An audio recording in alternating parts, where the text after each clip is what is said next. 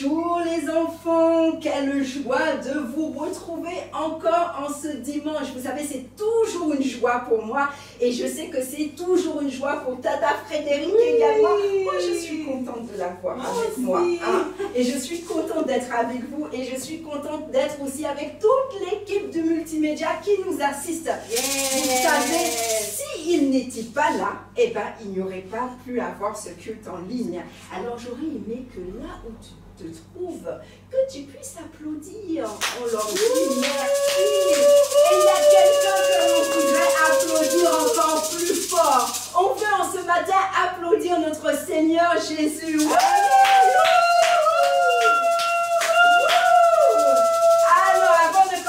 On va encore dire merci au Seigneur. Seigneur, nous te disons merci pour ce temps qui est possible.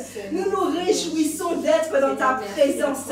Seigneur, en ce matin, je ne veux être nulle part ailleurs, si ce n'est que d'être dans ta présence, dans ta maison, Seigneur. Alors, Seigneur, merci. Oui, parce que c'est une grâce de pouvoir être là encore aujourd'hui, Seigneur. Seigneur, merci pour tous ces enfants que tu as réunis. Seigneur, malgré la distance, tu permets que nous puissions te louer ensemble, que nous puissions te chanter, danser pour toi ensemble, Seigneur. Seigneur, qu'il est bon de faire partie de ta famille, Seigneur. Seigneur, nous voulons te dire merci. Et merci pour ton Saint-Esprit qui est là encore, ton Saint-Esprit qui touche les cœurs et qui nous prépare, Seigneur. Seigneur, ce n'est que par ton Esprit Saint que nous pouvons comprendre ce que tu as à nous dire. Ce n'est que par le Saint-Esprit que nous avons la force, quelles que soient les situations, de pouvoir te chanter, te louer. L'Esprit est appelé l'Esprit de joie. Et je prie que cet Esprit, l'Esprit de joie, puisse se répandre sur toutes les maisons et sur cette église. Et que là où la tristesse est, la joie chasse cette tristesse. Et que nous puissions nous réjouir en ce jour que tu as fait. Dans le nom de Jésus, Amen, Amen, Amen. Et comme tu as l'Esprit de joie, parce que j'ai prié pour que l'esprit de joie puisse se répandre. Et je sais que quand on prie, quand on fait une prière avec foi, les choses se passent. Et je crois que l'esprit de joie est entré dans ta maison. Et plus qu'entré dans ta maison, l'esprit de joie est rentré dans ton cœur. Et donc tu vas te réjouir. Et je crois qu'aujourd'hui, vraiment, tu vas danser comme tu n'as jamais dansé. Tu vas chanter comme tu n'as jamais chanté. Parce que chanter, ce n'est pas une question de belle voix. Non, c'est pas ça. Franchement, si le Seigneur voulait entendre que des chants avec de belles voix, il serait resté dans le ciel avec les anges, tu vois. Mais il aime quand on chante, même si on ne chante pas bien. Parce que ce qu'il veut, c'est notre cœur, d'accord? La façon dont nous chantons avec notre cœur. Donc, ne prends pas cette excuse, je ne sais pas chanter, je ne sais pas danser. C'est une mauvaise excuse. Je sais que tu as l'esprit de joie en toi, donc tu vas chanter, tu vas danser. Même si je ne te vois pas, le Seigneur te voit. Amen. Amen. Amen. On y va. On y va. Ce chant qui dit « Bénis l'Éternel, mon âme ». On va prendre les paroles tout doucement, après on va partir. C'est bon? Ça dit « Bénis l'Éternel, mon âme ». Reprends avec moi. Bénis l'Éternel, mon âme. Le multimédia, on veut vous entendre. Bénis l'Éternel, mon âme. Bénis l'Éternel, mon âme. Sois émerveillé, ta fidélité ne dépendra pas de circonstances.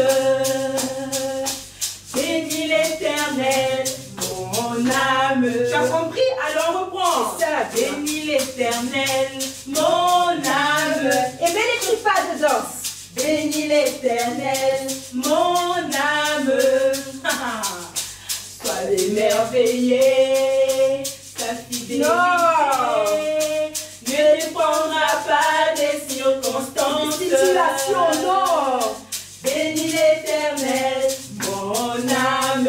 Encore une fois, bénis l'Éternel. Oh, donne à ton âme de bénir l'Éternel en ce matin, quelle que soit la situation. Mon âme, sois émerveillé, ta fidélité ne dépendra pas des circonstances. Stop. Je vais te dire quelque chose avant que nous puissions reprendre ce chant. Ce chant, il dit que le Seigneur, il est fidèle. Ça veut dire, tu sais, c'est la nature du Seigneur. Le Seigneur ne peut pas être autrement. La Bible dit que nous sommes infidèles parfois. Mais que Dieu, il est toujours fidèle. Amen. Il est toujours fidèle. Et ce chant dit que sa fidélité ne dépend pas des circonstances. Qu'est-ce que ça veut dire? Ça veut dire que quelles que soient les situations que tu traverses, peut-être que tu es en train de vivre une situation difficile, peut-être que tu es malade, peut-être que papa est malade, maman est malade, peut-être que papa a perdu le travail, peut-être qu'à l'école ça se passe, tu n'as pas de bonnes notes à l'école, peut-être que c'est très difficile, tu vois. Mais ce chant est en train de dire que tu dois quand même te réjouir parce que Dieu est fidèle. Amen. Et quelles que soient les situations, il est fidèle. Qu'est-ce que ça veut dire, il est fidèle? Ça veut dire qu'il est avec toi et il est là pour t'aider. Quelle que soit la situation, il est là pour t'aider. Alors je veux que nous puissions reprendre ce chant et que tu puisses le chanter de tout ton cœur, qu'il puisse avoir vraiment la joie dans ton cœur et que tu puisses dire oui que mon Dieu est fidèle. Amen. Il prend soin de moi, quelles que soient les tempêtes, quelles que soient les situations de ma vie, mon Dieu est toujours là. Amen. Amen. Alors on reprend. 1, 2, 3, go! Bénis l'Éternel, mon âme. Bénis l'Éternel, mon âme. Sois émerveillé, sois émerveillé. Ta fidélité ne dépendra pas des circonstances. Bénis l'Éternel, mon âme. Bénis l'Éternel, bénis l'Éternel, mon âme. Bénis l'Éternel, bénis l'Éternel, mon âme. Sois émerveillé, ta fidélité ne dépendra pas des circonstances. Bénis, bénis l'Éternel, mon âme. Avec Dieu, nous ferons des exploits, car celui qui écrase l'ennemi, chantons et crions la victoire. Christ est roi. Avec Dieu, tu feras des exploits avec Dieu. C'est lui, ce qui écrase l'ennemi, chantons et crions la victoire. Christ est roi, Christ est roi, Christ est roi, Christ est roi, car Dieu a gagné le combat. Il a gagné le combat. Libéré son peuple, sa parole a vaincu l'ennemi.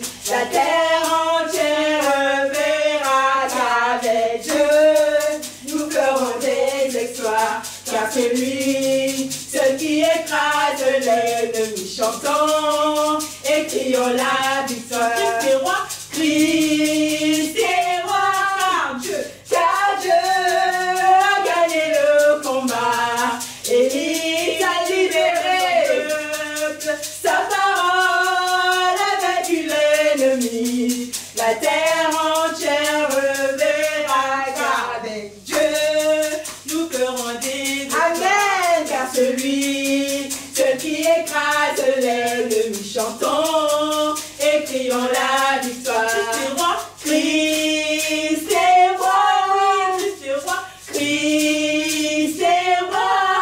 Alléluia, Alléluia, il est roi.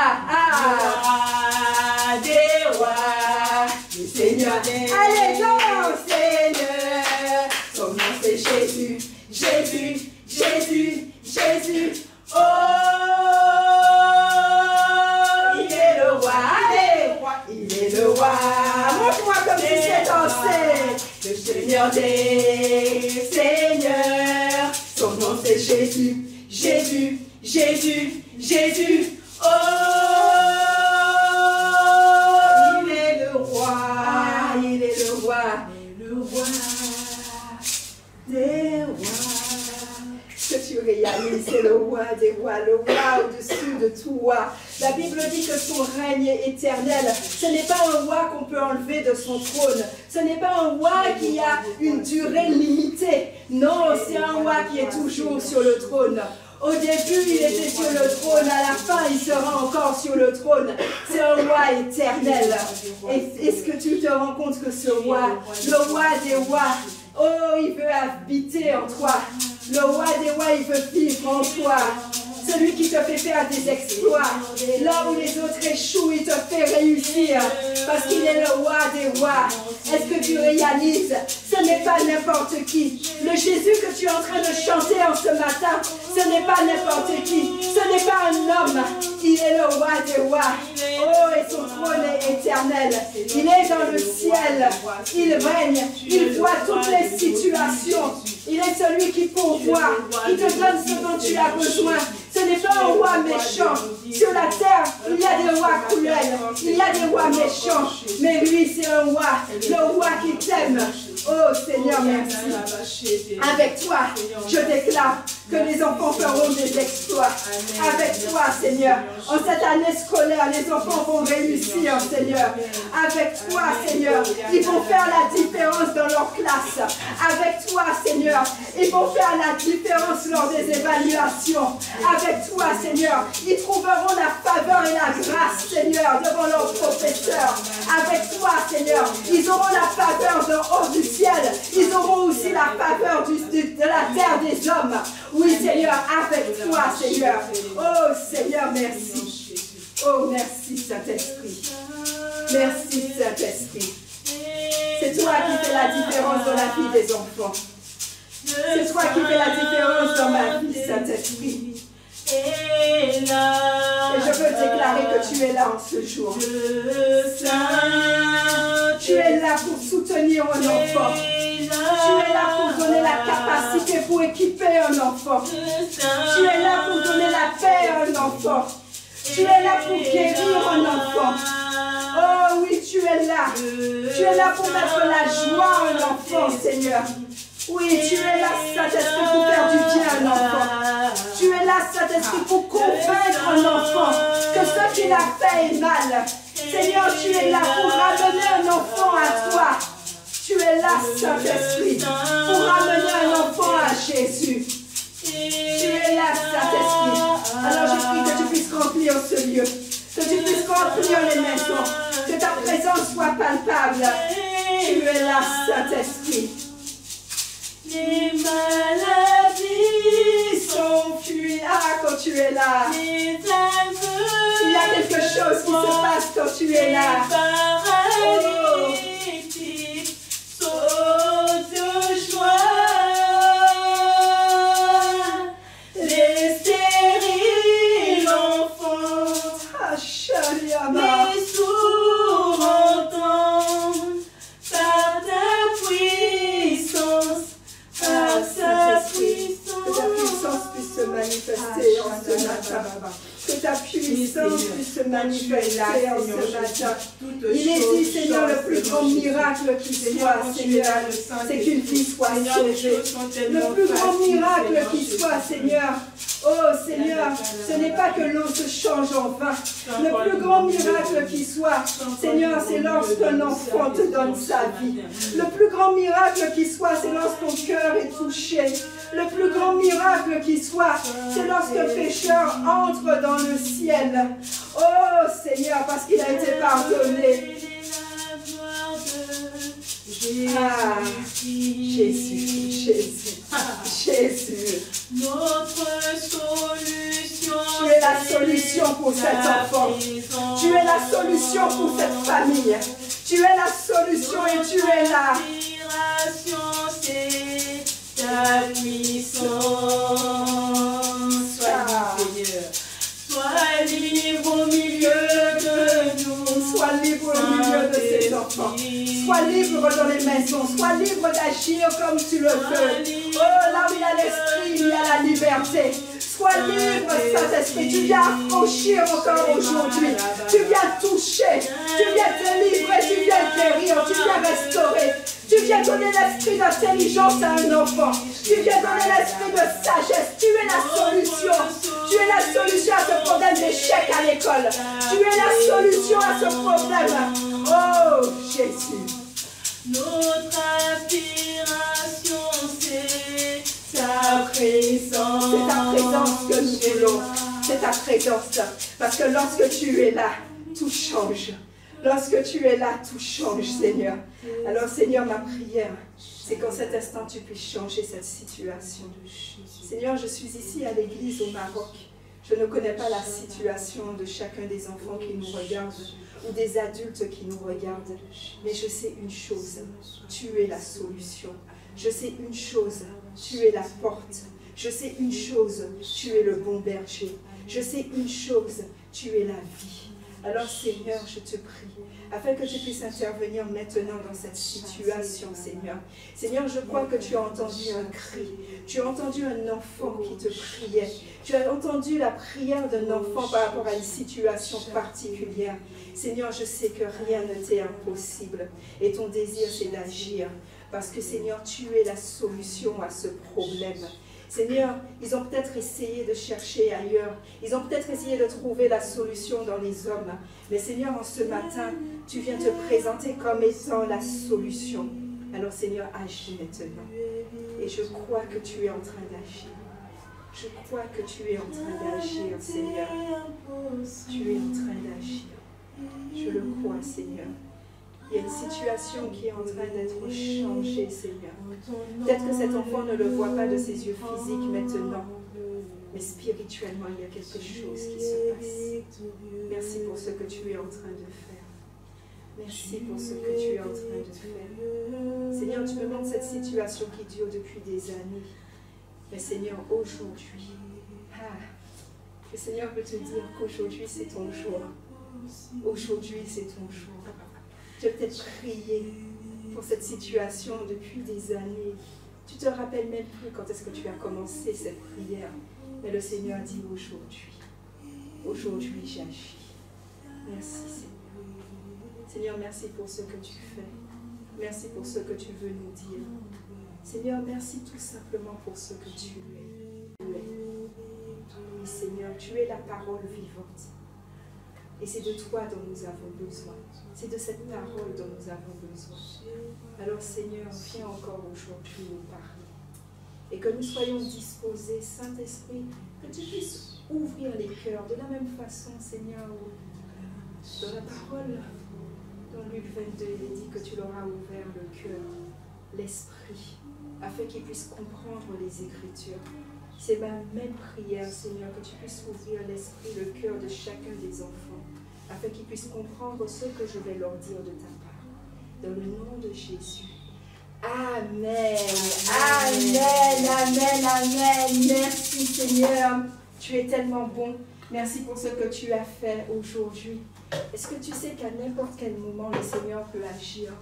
Tu sais, tu peux être en train de prier, le Seigneur agit.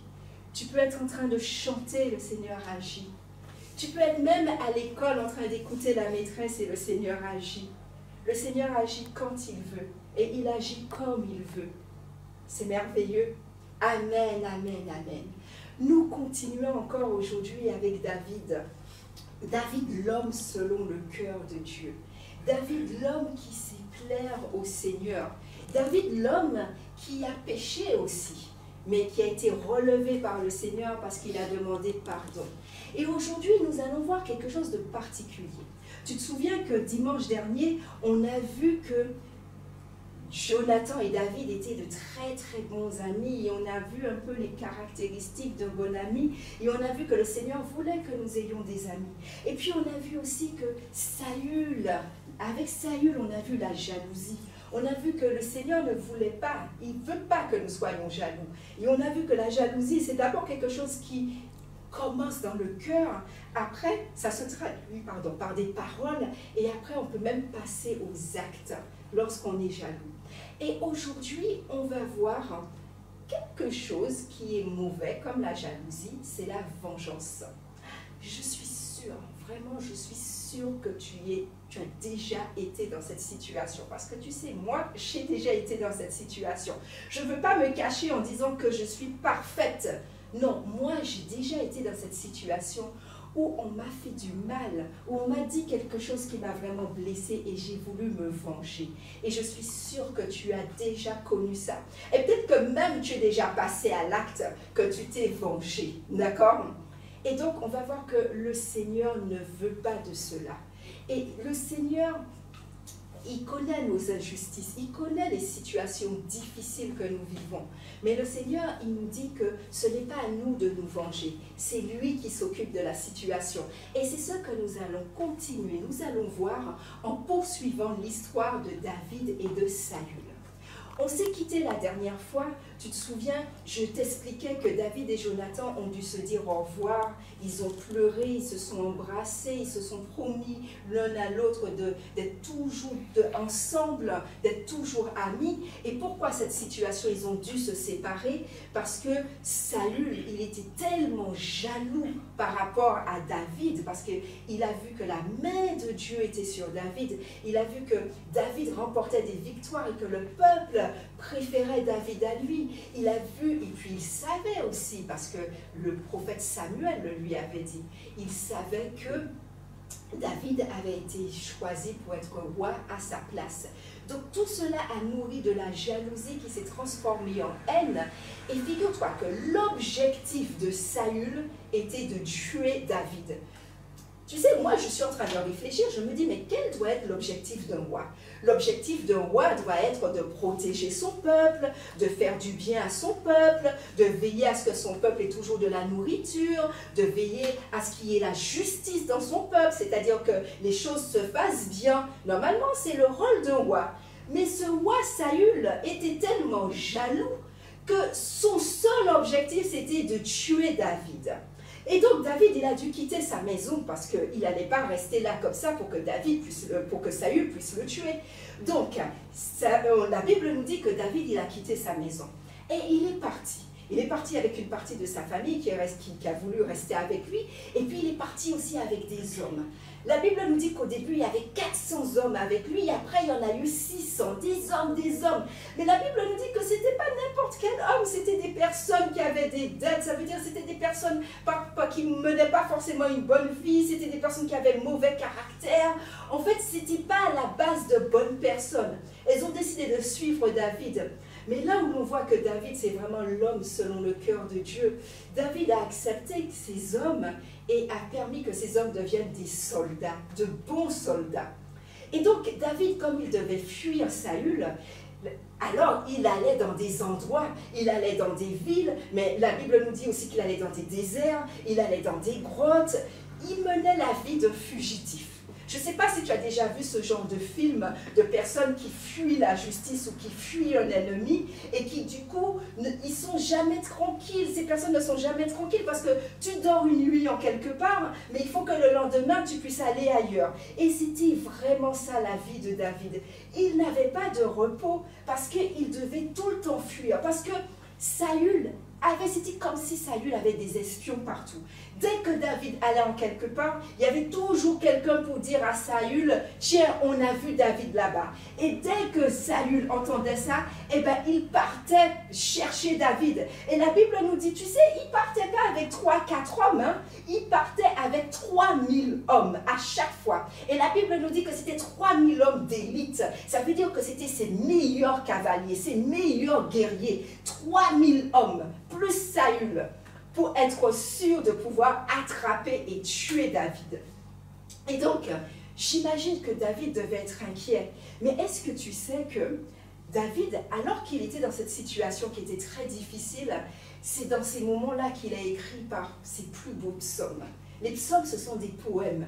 Et alors que David, peut-être qu'il pouvait être tout le temps dans la peur, tout le temps triste, peut-être qu'il pouvait dire, Dieu, tu as promis, j'ai été oué pour être roi, et comment se fait-il que je vive cette vie? Peut-être que David, il aurait pu être, être remonté en colère contre Dieu, mais non. Peut-être qu'il avait un peu de peur en lui, c'est normal, mais il est resté attaché à Dieu. Et dans les psaumes, il disait à Dieu combien il l'aimait. Il disait à Dieu que je veux être avec toi, je soupire après toi, je veux être avec toi. C'est pas merveilleux? Et donc, vraiment pour parler vraiment de vengeance, et le Seigneur ne veut pas que tu te venges. tu sais, David, la Bible nous montre que David avait eu au moins 2 occasions pour se venger et pour tuer Saül. 2 occasions. Pas une, mais 2 occasions. Et David, il aurait pu tuer Saül et se venger de Saül parce que Saül vraiment lui a fait quitter sa famille, lui a fait mener une vie de fugitif, c'est-à-dire de personnes qui fuient quelqu'un et qui ne dort pas 2 fois le même endroit, qui ne mange pas toujours bien, tu vois. Il aurait pu se venger, mais Dieu a voulu tester le cœur de David, voir est-ce que David était vraiment l'homme selon son cœur. Et parfois, le Seigneur peut te mettre dans des situations aussi pour te tester, pour voir comment tu vas réagir face à cette situation. Et la première situation qu'a connue David, c'est que David, il était dans le désert, il était en train de fuir comme d'habitude. Et puis, il est entré avec ses hommes dans une grotte. Et la Bible nous raconte que Saül était là avec ses hommes en train de poursuivre David. Il ne savait pas exactement où David était. Et on nous dit, mais imagine la scène, que Saül avait besoin de se soulager. Eh bien oui, c'est un homme, c'est un roi, mais c'est un homme. Donc il avait besoin de se soulager. Et Saül est rentré dans la grotte où se trouvait David. J'imagine le cœur de David qui devait battre, parce qu'il voit que Saül entre dans la grotte où il est. Saül, j'imagine, était à côté de lui. Il devait, peut-être qu'il a arrêté, il a retenu son souffle, il a arrêté de respirer. Et la Bible nous dit que Saül était tellement près de David que David a déchiré un pan de son manteau, c'est-à-dire un morceau du tissu de son manteau. Tu vois? On nous dit que les hommes qui accompagnaient David disaient à David, David, tu vois, le Seigneur est avec toi. Parce que le Seigneur te donne la possibilité de te venger de Saül. Saül, il est seul là. Il est vulnérable. Ça veut dire qu'il ne peut pas vraiment se défendre. Il est là entre tes mains. Tu n'as qu'à le tuer et tu vas être vengé et débarrassé de Saül à tout jamais et tu vas devenir roi. Et c'est ça qu'on était en train de dire. Tu sais, peut-être que tu t'es retrouvé dans cette situation où tu veux te venger de quelqu'un parce qu'un garçon t'a donné, par exemple, un coup de pied. Et il y a une bagarre qui commence et toi, tu veux vraiment lui rendre ce coup de pied pour te venger. Et puis imagine-toi que tu as toute la classe derrière qui est en train de te chauffer, de te dire vas-y, vas-y, vas-y, vas-y. C'est ça qui était en train de se passer. Derrière David, il y avait tous les hommes qui lui disaient tu as la possibilité de te venger.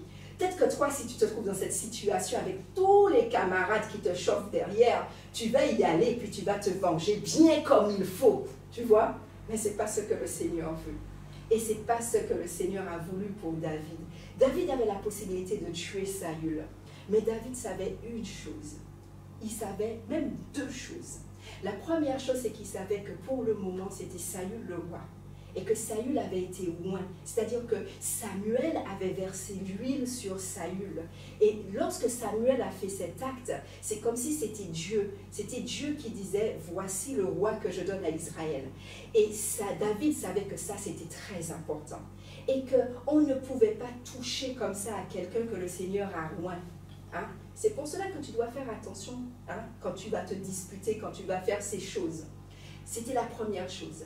La deuxième chose, il savait que Dieu lui avait fait la promesse, parce que lui aussi, il avait été oint pour roi. Mais il savait que c'était Dieu qui allait lui permettre d'accéder au trône. Que ce n'était pas par ses propres forces en tuant Saül qu'il serait devenu roi. Il savait que Dieu allait régler toutes les affaires pour qu'il puisse devenir roi dans de bonnes conditions. Et il savait aussi que la vengeance appartenait à Dieu. La vengeance, ce n'est pas les hommes qui doivent se venger. La vengeance appartient à Dieu. Et le Seigneur veut que tu puisses savoir ces choses aussi. Il puisse savoir que même si tu connais des injustices, même si on t'a accusé à tort à l'école, même si tu as un camarade qui a dit à la maîtresse que c'est toi qui as triché ou c'est toi qui as dérangé la classe alors que ce n'était pas vrai. Peut-être qu'au fond de toi, ça te fait mal, que tu as envie de te venger, que la prochaine fois, tu vas faire quelque chose, tu vas lui faire un croche-pied pour qu'il puisse tomber et se faire mal et ne pas aller à l'école. Mais le Seigneur veut dire, non, c'est pas comme ça qu'un enfant de Dieu règle les choses.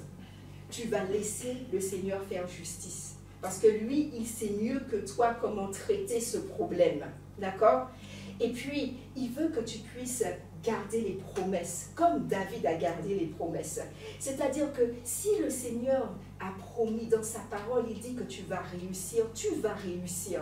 Et donc, tu ne vas pas réussir en écrasant les autres, d'accord? Tu ne vas pas réussir en trichant ou en faisant ce type de choses. Tu ne vas pas réussir en te vengeant de celui qui a de meilleures notes que toi. Le Seigneur va faire tout ce qu'il faut pour que tu puisses réussir. Et David, il avait le cœur de Dieu. Il était selon le cœur de Dieu parce qu'il a réagi de cette façon. Et donc, quand Saül est sorti, David aurait pu rester dans sa cachette et rester comme ça. Mais David a voulu montrer à Saül qu'il n'avait rien contre lui. Et il est sorti aussi et il a appelé Saül. Il l'a montré à Saül, il a dit, Saül, regarde le pan de ton manteau que j'ai. J'aurais pu te tuer, j'avais l'occasion de te tuer, pourtant je ne l'ai pas fait. Et lorsque Saül a vu ça, le cœur de Saül a été touché. Et il a demandé pardon. Il a dit, oui, je vais arrêter, je ne vais plus te poursuivre. Est-ce que ça ne te rappelle pas quelque chose? Où on avait vu dimanche dernier que Saül avait eu la même réaction quand Jonathan est venu plaider la cause de David. Mais on savait que Saül, son cœur, il ne voulait pas vraiment laisser le Seigneur. Il ne voulait pas vraiment obéir au Seigneur. On a vu cette leçon au mois de septembre, que Saül, c'était un roi qui avait désobéi au Seigneur. C'est pour cela que le Seigneur lui a enlevé la royauté. Et donc, tu sais, Saül, c'est le genre de personne, et parfois tu peux être comme ça. Sur le coup de l'émotion, sur le coup, tu prends des décisions. Mais demain, tu as déjà oublié ta décision, tu vois. Et Saül était comme ça. Il a dit ces paroles à David, mais quand on continue à lire la Bible, on voit qu'il a continué vraiment à poursuivre David. Et il y a une deuxième fois où David a eu l'occasion de le tuer. Saül était sorti encore avec ses 3000 hommes. Et Saül était couché au milieu du camp. Et on nous dit qu'à côté de lui, dans le camp, il y avait sa lance et il y avait une cruche d'eau. Et la Bible nous dit aussi que le Seigneur, il a frappé d'endormissement. C'est-à-dire que tout le monde est tombé dans un profond sommeil. Et David était là. Et il y avait encore les hommes de David derrière, Abichai en particulier, en train de le chauffer, de lui dire, regarde, c'est vraiment la volonté du Seigneur, hein. Parce qu'il y a eu une première occasion, tu es passé à côté, le Seigneur te donne une deuxième occasion, ne passe pas à côté. Bien souvent, on se dit, oui, si la chose se reproduit 2 fois, c'est que c'est la volonté du Seigneur. Parfois, c'est vrai, mais dans ces circonstances, non, ce n'était pas vrai. Le Seigneur est en train de tester une deuxième fois David. Et donc, on était en train de lui dire, va là, tu peux tuer. Saül était avec son chef de guerre, Abner. On lui dit, tu peux les tuer, tu peux te venger et tu peux devenir roi en tuant le roi Saül. Et David, c'était l'homme selon le cœur de Dieu. Et qu'est-ce qu'on a dit qu'il savait? Il savait premièrement que Saül avait été oint pour roi, donc il ne pouvait pas le toucher. Il savait aussi que Dieu lui avait fait des promesses. Et quand c'est Dieu qui fait la promesse, c'est Dieu qui se débrouille pour accomplir la promesse. Il n'a pas besoin de l'aide des hommes. On a vu, tu sais, tu connais l'histoire d'Abraham. Dieu avait fait la promesse à Abraham qu'il aurait eu un fils. D'accord? Et Abraham et Sarah ont voulu aider un peu Dieu. Hein? Et puis on a vu ce qui s'est passé. Donc, il faut que tu saches que quand Dieu fait la promesse, c'est lui qui se débrouille pour pouvoir accomplir la promesse. Et David savait ça, d'accord? Il n'a pas voulu aider Dieu en disant, Dieu m'a fait la promesse que je serai roi, donc je vais aider Dieu en tuant le roi actuel. Non, non, non, non, non. Et puis il savait, et on l'a vu aussi, il savait que c'était Dieu qui faisait justice, que la vengeance appartenait à Dieu et que Dieu allait s'occuper de Saül. Et donc David, il est venu à côté de Saül, il a pris la lance de Saül, il a pris la cruche d'eau, mais il n'a pas touché à Saül. Et après, il est monté sur une montagne, il est allé un peu en hauteur et il a commencé à crier. Il a crié à Abner, il a dit, Abner, tu n'es pas capable de protéger ton roi, parce que moi, j'ai pu voler ça. Et Saül, il avait peur, Abner aussi ont eu peur en se disant, mais il y a un homme qui a pu venir nous toucher, qui était à côté de nous. Mais ils ont vu que David avait les bonnes intentions. Et Saül, une fois de plus, s'est repenti. Et la Bible nous dit qu'après, ils ne se sont plus vus. David et Saül ne se sont plus vus. Mais tu sais, jusqu'à la fin, David, il a continué à respecter Saül, même si Saül voulait sa mort. La Bible nous dit qu'à la fin, quand Saül, parce que Saül va être tué, et bien tu sais, quand Saül va finir par mourir, et là c'est Dieu qui a agi directement. C'est pas David qui a tué Saül, c'est Dieu qui s'est servi de l'armée pour pouvoir tuer Saül. encore, hein, on ne va pas rentrer dans les détails de l'histoire, mais Saül s'est même tué lui-même. Et donc, tu sais, David aurait pu se réjouir. Il aurait pu dire, mon ennemi de toujours enfin est mort. Et non, ce n'est pas ce qui s'est passé. On nous dit qu'il a carrément chanté un cantique. Vraiment, il a chanté un cantique lorsque Saül est mort, lorsque Jonathan aussi est mort. Tu vois? Et c'est ça que le Seigneur veut. Le Seigneur ne veut pas que tu puisses te venger toi-même. Si tu veux avoir un cœur comme le Seigneur aime, le Seigneur te dit, quel que soit ce qu'on te fait, même si c'est dur, même si ça met de la colère en toi, même si tu souffres à cause de ce qu'on t'a fait, peut-être que c'est quelqu'un qui ne t'aime pas, qui te fait toujours des mauvais coups, peut-être que c'est vraiment un voisin, ça peut être n'importe qui, mais ça te blesse, peut-être que ça fait mal aussi à ta famille. Le Seigneur dit, laisse. N'essaie pas de te venger toi-même, parce que tu vas te venger toi-même, non seulement tu vas mal faire, hein, tu vois, ça ne va pas être quelque chose de bien et tu vas déplaire au Seigneur. Le Seigneur dit, je t'ai fait des promesses, laisse-moi accomplir ces promesses à ma façon. Ne viens pas m'aider, parce que quand tu vas venir m'aider, tu vas faire des choses vraiment, ça n'ira pas. Et c'est ce que le Seigneur veut te dire aujourd'hui. Et il veut te dire un verset en particulier, c'est le verset du jour, qui se trouve dans Matthieu 5 au verset 44. Et dans Matthieu 5 au verset 44, qu'est-ce que le Seigneur dit? Le Seigneur dit quelque chose de très fort. Et ce n'est pas quelque chose qui est possible de faire seul. Moi, j'avoue moi-même, hein, Tata Béatrice, sans le Saint-Esprit, je ne peux pas faire ça. Et toi, sans le Saint-Esprit aussi, tu ne peux pas faire ça parce que c'est difficile. Mais si le Seigneur nous dit de le faire, c'est que c'est possible. Et dans Matthieu 5 au verset 44, qu'est-ce qu'il dit? Il dit, mais moi je vous dis, c'est Jésus qui parle, aimez vos ennemis. Ah, tu t'imagines ce que le Seigneur est en train de te dire? Là où le monde est en train de te dire, tu dois détester tes ennemis, tu dois te venger de tes ennemis. Jésus, qui est un homme à part, nous dit que nous devons aimer nos ennemis. Nous devons bénir, ça veut dire de bonnes paroles sur ceux qui nous maudissent, qui disent de mauvaises paroles sur nous. Et il ne s'arrête pas là. Il nous dit que nous devons faire du bien à ceux qui nous haïssent et nous devons prier ceux qui nous maltraitent et qui nous persécutent. Et on voit que c'est ce que David a fait.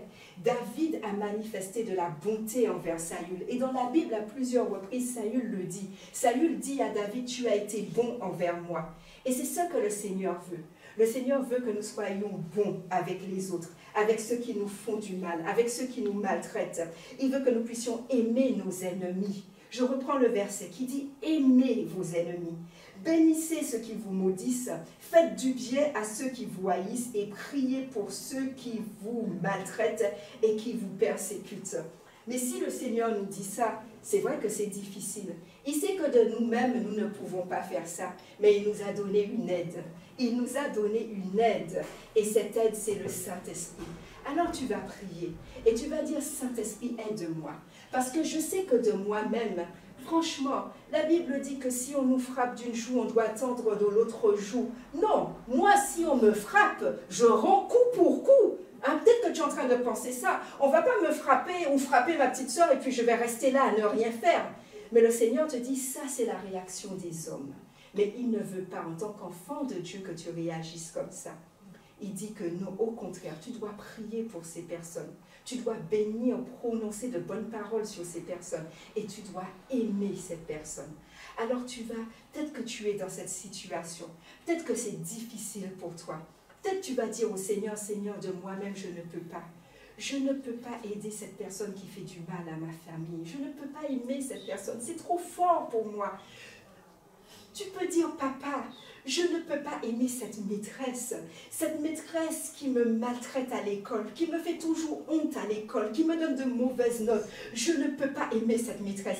Je ne peux pas aimer ce camarade qui dit des mots racistes, qui me traite de tous les noms. C'est pas possible que je puisse aimer cette personne. Je ne peux pas aimer ce voisin qui est tout le temps en train de critiquer la famille, qui est tout le temps en train de nous faire du mal, de dire de mauvaises paroles. Je ne peux pas aimer ce voisin qui est tout le temps en train de nous insulter. Et tu dis, moi, de moi-même, je ne peux pas le faire. mais pas avec le Saint-Esprit, c'est possible. Alors tu vas dire, on a chanté Saint-Esprit, on a vu la puissance du Saint-Esprit. Alors est-ce que tu peux dire, Saint-Esprit, viens m'aider? Saint-Esprit, viens m'aider afin que je puisse aimer cette personne que de moi-même je suis incapable d'aimer. Saint-Esprit, enlève toute idée de vengeance dans mon cœur. J'ai compris à travers cette leçon que la vengeance ne m'appartient pas. Ce n'est pas à moi de faire justice. Ce n'est pas à moi de me venger, mais c'est toi qui fais cela, Seigneur. Alors, Saint-Esprit, aide-moi. Aide-moi à être bon comme David a été bon envers Saül. Il avait l'occasion de tuer Saül, 2 occasions de tuer Saül. Pourtant, il a été bon envers Saül. Seigneur, donne-moi ce cœur. Est-ce que tu peux prier et dire, donne-moi ce cœur. Ce cœur que tu veux que je puisse avoir, ce cœur que tu aimes, ce cœur selon toi. Je veux avoir ce cœur. Je veux être appelé comme David, l'homme selon le cœur de Dieu. Oui, Seigneur, je veux être appelée la fille selon le cœur de Dieu. Le garçon selon le cœur de Dieu. Je veux avoir ton cœur.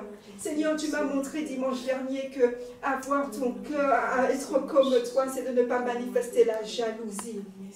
Tu me montres encore aujourd'hui que ce n'est pas de me venger. Seigneur, j'ai besoin de ton aide. Merci, Seigneur, parce que je sais que tu le fais. Je sais que tu le fais. Dans le nom de Jésus. Amen, amen, amen, amen. Alors tu vas dire, Seigneur, loin de moi la vengeance. Loin de moi la vengeance. Loin de moi. Je ne veux plus avoir affaire avec la vengeance. Je ne veux plus avoir affaire. Et tu sais, la vengeance, ce n'est pas seulement passer à l'acte. La vengeance, ça peut être simplement d'avoir les mauvaises pensées, de dire, oui, j'aurais aimé tellement lui faire ça. J'aurais tellement aimé que là, il tombe et qu'il se blesse. Ça, c'est pas mauvais. C'est mauvais. Tu sais, tu n'as pas seulement besoin de passer à l'acte pour déjà pécher. On peut pécher avec les pensées. Rien que le fait, en pensée, de vouloir faire du mal à cette personne, tu es déjà en train de te venger et le Seigneur est triste. D'accord? Amen, amen. Et je crois que le Saint-Esprit va t'aider si tu connais cette situation. Amen. On va se quitter et avant on va chanter parce qu'on se réjouit de ce que le Seigneur nous a dit aujourd'hui. On se réjouit parce que le Seigneur est avec nous. Amen. Amen. Tata, tu nous accompagnes. On va faire cette chose qui dit qu'il est le roi. Toujours on va faire. Amen. Amen. On y va. 1, 2, 3. Il est le roi des rois, le Seigneur des seigneurs. Son nom c'est Jésus, Jésus, Jésus, Jésus. Oh, il est le roi. Amen. Et le roi des rois vit dans ton cœur. Et parce que le roi des rois vit dans ton cœur, il te donne la capacité de ne pas te venger. Il te donne la capacité de ne plus être jaloux. Il te donne la capacité d'aimer même tes ennemis. Amen. Amen. Je te souhaite un bon dimanche et je te dis à la prochaine.